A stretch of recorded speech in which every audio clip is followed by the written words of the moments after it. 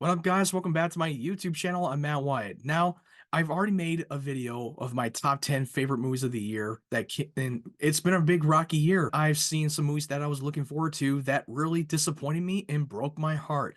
So I'm going to give you my list of my top 10 worst movies of the year. So I'm going to give a few honorable mentions for my that didn't make it into my top 10. I got the movie 65 with Adam Driver, a science fiction dinosaur movie that felt a little bit forgettable and kind of pointless. And I got Five Nights at Freddy's, which I thought was another forgettable movie, but I know that this movie made a lot of money and a lot of people saw it even when it came out on day-to-day stream in theaters on the same day. So those are a couple of my honorable mentions lists. I didn't really watch a lot of bad films this year. I didn't want to watch movies that it's going to waste my time and I'm going to be disappointed. But there are a few movies out there that I've watched that I was looking forward to, and I was let down by it. So I'm going to give you my top 10 list of my worst movies of the year. Coming in at number 10, I got Napoleon. That is directed by Ridley Scott himself.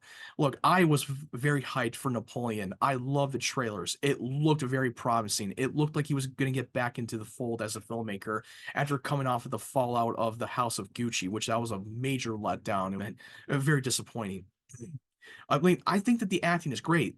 Joaquin Phoenix did a great job with his performance, but I thought the movie itself felt very boring and there's a lot of random shit going on and I just felt like it just dragged and I felt the length. But look, it just felt messy and disjointed and it was all over the place. I wanted a compelling story about Napoleon, but it didn't really add to a good story with him. I mean, unless we see the 4-hour cut of the movie that's going to be out on Apple TV Plus, which I don't know if they're actually going to release the 4-hour cut. I've heard that there is a 4-hour cut of the movie, and I hope that the version that we're going to see will be better than the one that we got now. All right, coming in at number 9, I got The Exorcist Believer. That is directed by David Gordon Green. He directed and he directed Halloween Kills and Halloween Ends, which those two movies, Halloween Kills and Ends, were a major letdown, and I was not looking forward to The Exorcist Believer. It's supposed to be a direct sequel to the original horror classic film of The Exorcist, but the trailer looked interesting. I was willing to give it a chance and I was willing to go in with an open mind. But coming out of that theater, I was underwhelmed. This movie was not that good. It was another generic Exorcist movie that we've seen before. And the mother that played the mother in the actress who played the mother in the original Exorcist that was going to come back to this sequel, I thought she was completely underutilized and they did her character dirty. They didn't really give her much to do. And I wanted to connect with the father. I wanted to connect with the two girls that are getting possessed by a demonic spirit. But unfortunately, it was just a letdown and the ending just felt unsatisfying. This is another throwaway sequel that they completely dropped the ball, especially David Gordon Green. Like he's no new to like directing a horror sequels that didn't turn out well. And I like what he did with Halloween, but Halloween Kills and Ends were a major letdown of those sequels. I feel like he just lost his touch.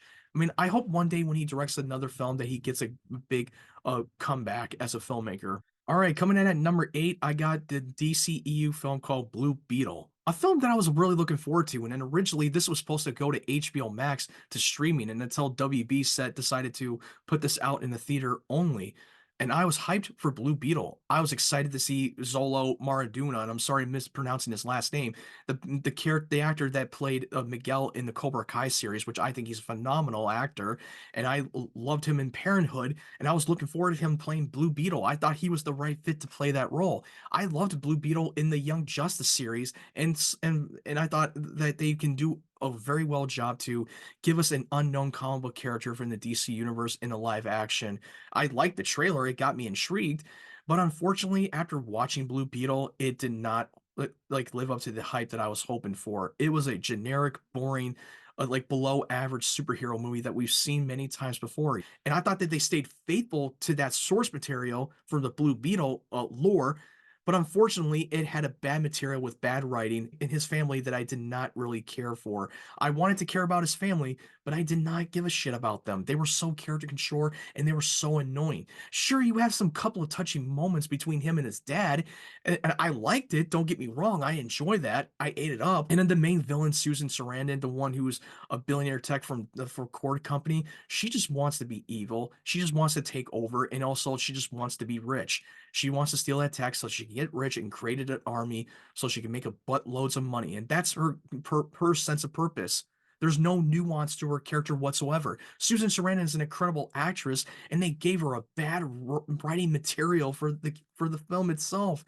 Oh my God. I mean, there are some good action set pieces and good visual effects and some good practical stunt work. I appreciate that, but unfortunately, this is one of the most underwhelming DCEU film. But I'm happy that Zolo Maraduna is going to continue playing Blue Beetle in this James Gunn's DCU. Because if you watch this film, it doesn't feel connected to the DCEU. They literally only mention the Justice League, but they never mention to those events that took place in the DCEU. So they can get away with it, but they confirmed that this movie and the rest of the DCEU will not be part of the canon. So they're essentially going to do a soft reboot to the character and just have him make an appearance. I wouldn't be surprised if he doesn't get a solo movie anytime soon because that movie completely flopped. But the critics and audience really liked it, and I may be in the minority here because I did not like this movie, and it's a movie I only watched it twice, but it's a movie that I just don't care to watch again. All right, coming in at number seven, I have the MCU film called The Marvels. Yeah, I was disappointed. This was one of the worst movies of the year. Look, the highlight of the movie that I enjoyed, which I love Brie Larson, I love Tiana Paris, and Aman Vellani. I thought the three of them were the highlights, and they were the only reason why I kept watching the film. Because if without them, I would have just left and walked out of the theater. Because this script was so poorly written, I feel like an AI had written the script together. I don't know if that's actually true, but that's just how I felt watching this movie. The story was very boring, very bland and generic. I felt like that they were trying to culminate these each content of the MCU's movie and shows, especially when you're bringing in Kamala Khan and Monica Rambeau that are coming off of their own Disney Plus series called Miss Marvel and WandaVision. And if you haven't seen these two shows and you're not a Disney Plus subscriber, you're going to get lost and confused. I thought it was a big mistake to have the three of them together in the same movie. They should have just straight up made a Captain Marvel sequel. The mid-credit scene was pretty good. It was a good fan service, but it didn't matter. And I did not give a shit about the main villain. She was so forgettable. I don't even remember her damn name. But overall, I just thought it was another bland, below average superhero movie that I wish that we can get back on track to make a good quality film for the MCU because we haven't had a lot lately. I mean, with the exception with Shang-Chi and Spider-Man No Way Home and Guardians Volume 3, most of the movies have been very mediocre, and this is one of them, unfortunately. And no one went out to go see it. No one supported this movie. So people were not excited for it, unfortunately. I'm sorry. I, for one, wanted to love it. I really was hoping to prove them wrong. But this movie turned out to be a punchline. All right, coming in at number six, I got Zack Snyder's Rebel Moon Part 1, A Child of Fire. I'm only judging from this cut of the film that we got from Netflix. A big letdown, and I'm someone who is a big Zack Snyder fan. I love Zack Snyder as a filmmaker. I think he's put out a lot of great movies, maybe not all of them, like Sucker Punch and Army of the Dead, but the rest of them have been top tier for me. I enjoyed almost all of them. But until I saw Rebel Moon, I could not believe that they really dropped the ball on this one. Now, until we see the 4 hour cut, his his real movie that we will get eventually, I really hope that this is better than what we got right now. Yeah, I understand that this movie is a ripoff from Seven Samurai, Star Wars, and Battle Beyond the Stars. I get that he took a lot of those ideas and tried to make it into his own and try to make a whole spin on it. But unfortunately, I didn't really give two shits about the characters.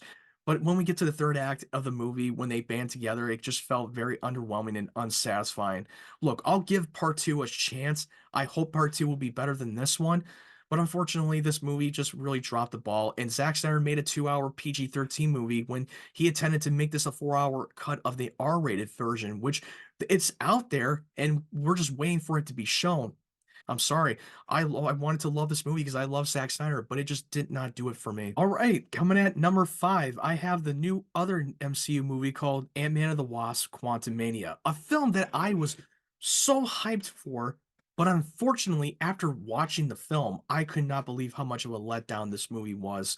I mean, I liked parts of it when I first saw it in the cinema, but watching it twice on Disney Plus, it just did not age well. The more I watch it, the worse it gets. It had a mediocre writing. The only interesting character was Kane the Conqueror, played by Jonathan Majors. I understand that he's already been accused guilty during his trial, and now he's no longer going to be part of the MCU anymore. But at the time when I watched this film, I loved his performance. But unfortunately, Kane was not of a frightening villain. He got defeated by a bunch of army of ants.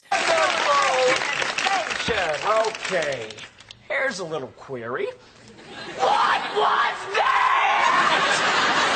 And this is a guy who has killed a lot of the event of different variants of the Avengers across the multiverse, and we're supposed to be terrified of him.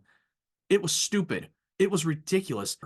And the actress who Evangeline Lilly, who's playing the Wasp, she didn't really have that much to do. She was completely sidelined throughout the whole movie. And MODOK, oh my God, don't even get me started on MODOK. It made my eyes bleed! I thought he was going to be a cool, interesting villain.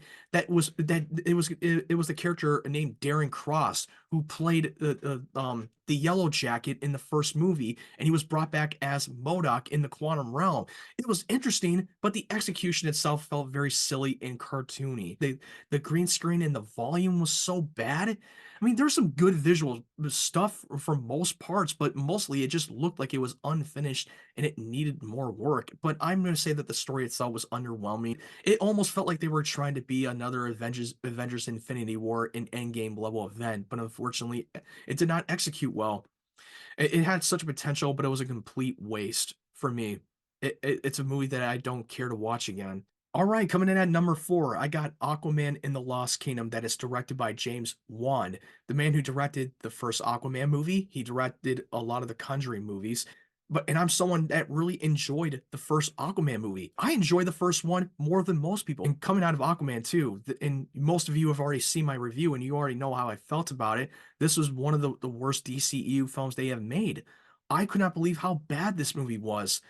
I mean, I love Jason Momoa. I loved him as Aquaman. I thought he was great in Zack Snyder's Justice League in the first Aquaman movie, but majority of the time he was completely out of character. Yeah, there are moments that that he was Aquaman, but then most of the time he was just being him, goofing around in the movie. And he's a character that doesn't not accept the position of the responsibility to be the king of Atlantis, a man who hates his job. It completely diminished what he did in the last movie. I did not care what was going on. It was so inconsequential. The main villain, Black Manta, I stopped caring about his quest for vengeance a long time ago. I understand that he's out for blood and he desperately wants Aquaman dead for what he did to his dad, because he let him die in the nuclear submarine in the first movie, and he held him responsible for it. And I get it. I get why he's doing it. But for the majority of the movie, you just simply don't care. He felt so much of a pawn into a big grand scheme of this whole big plan with that black trident that is a evil demonic spirit that possessed him and takes him over. You completely forgot about his quest for vengeance. It didn't really matter. I love Patrick Wilson as Orm. I enjoy with his screen time with him and Arthur. I thought that was a highlight of the film that I liked, but I didn't think he was quite needed, because when there's a world-ending scenario with this whole global climate change that Black Manta is causing, you seriously could not call the Justice League for this whole situation. I understand that this movie needed to be self-contained and not let this turn into a Justice League movie, but come on, you really need to have that world-ending scenario when they know, and you could not call the Justice League for help, and they never bothered to acknowledge it. There's no DC cameos. If you're expecting cameos, don't even bother, because you're not going to expect anything out of it. And I could tell that they did a lot of the reshoots. We already know that they did major reshoots, and you could tell from watching the movie, because there's a lot of stuff that they just felt completely out of place and very disjointed. And I get it, because they really want to keep this as self-contained and a complete send-off to Aquaman himself. This did not feel like a send-off to the DCEU. It felt like it was just a conclusion to the Aquaman sequel. Look, I did not want to hate the movie. I enjoy the first one, but it just took a big nosedive and it was so downgraded. Now, coming in at number 3, I got Fast X. Now, look, take this with a giant grain of salt. I gave up on the franchise since after Fast and Furious 7, and I did not like Fast and Furious 7 at all. I love the ending of Fast and Furious 7. It was a great send-off to Paul Walker's character, and I thought they did a great job. But then after 7, it really got worse and worse after 7. But you already know how studios are going to do. If this movie makes a buttload of money, they're going to continue to make more because they don't communicate through reviews. They don't give a shit about your ratings on Rotten Tomatoes or your IMDb or Cinema Score. They care about your money. They communicate through bills. They want to see if this makes a lot of money, then that's a sign that they want to continue making more. And coming out of Fast X, it was the worst one out of the franchise. We see Dominic Toretto is now facing the new main villain, Jason Momoa, who wants revenge on Dominic Toretto, who was responsible for killing his dad in the events of Fast Five. That was interesting, but it was kind of weird that he decides to do this now after all these years, and he wants everyone he knows, love, suffer, and die. But unfortunately, you don't really care about the stakes. It's inconsequential. No character truly dies in the movie, so you don't give a shit about them. And also, Dominic Toretto's son is going off on an adventure with his uncle, played by John Cena, on a dangerous mission, putting him in danger. Wow, that was sorry, that's bad parenting, to be honest with you. You don't take your kid on a dangerous mission that you can potentially die. You put him in a safe house. That's the first thing you do. To be fair, this movie is super bombastic. It's very ridiculous. It's movies that you can just turn your brain off and not think about it too much, which I get it. That's fair. I mean, if you did not like the Fast and Furious movies, you already know what you're getting yourself into. The only interesting part of the movie was Jason Momoa as playing the main villain. He looked like he was playing Lobo meets Heath Ledger's Joker, and he looked like he had a great time making this movie, and that's fine. I mean, I'm happy that he had a great time making it, but unfortunately, I really just did not care. This is supposed to be the first half of the last of the franchise, which I think that they're just going to keep making excuses and just stretch it out into multiple parts because I think what they mentioned a while ago that they were going to do a part three, or I'm pretty sure that they already made another one, part two story. And I'm just going to see how this all plays out and just go out with a bang and go crazy with it. And this is why I'm going to put this in the number three spot to be one of the worst movies of the year. Look, I already knew what I was getting myself into, so it's no surprise. Now, coming in at number two, I got Good Burger 2, a film that I was looking forward to, and seeing Kel Mitchell and Kenan Thompson re-teaming together in the sequel. I love the original Good Burger. I know that the concept is so ridiculous, and even the character Ed, played by Kel Mitchell, is so stupid and so like immature, and he's a lovable idiot, but he sold that character and make us like him and make us laugh our asses off. The chemistry between him and Kenan Thompson was so natural. They worked together on All That and Kenan and Kel, their own sitcom show on Nickelodeon. And I thought it was so good. Yeah, the first one was just about turning your brain off and not take it too seriously, but they made the comedy more authentic and they made it more natural and organic, and the chemistry with all the characters felt natural, and I loved it. Yes, it's ridiculous, and but it didn't try too hard to be all slapstick and not try to be all over the place. But after watching Good Burger 2, I was completely let down. It is a terrible sequel, a terrible follow-up to the first one. It just felt like a cash grab to me. And the new employees of Good Burger, they felt very one-dimensional and they felt character chores. I didn't care about them. It felt very forgettable. The jokes did not land. I understand it's supposed to be silly and stupid, but unfortunately, it did not execute well. I didn't was not laughing once. But some of you might disagree with me that just because I didn't love Good Burger 2, that doesn't mean that you're not going to love it. You might disagree with me, and that's the beauty of being a movie fan. Art is subjective, and it hits people differently. I've heard that they're going to do a Good Burger 3 because Good Burger 2 was very successful on Paramount Plus.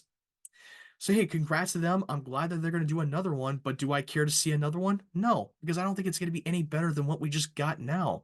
And it just felt like it was just a streaming TV movie. It did not feel cinematic to me. The cameos were all over the place. It was shoved in at random, and it felt like they tried so hard to be a love letter to the fans, and it just did not work, unfortunately. Look, I wanted to love it, but but it just they really dropped the ball. Okay, here we go. The number one worst movie that came out this year is Expendables 4. I was not looking forward to Expendables 4. And when they announced that they were going to do another one, I'm like, come on, dude. You waited 10 years to do a sequel now after all of these years? Seriously?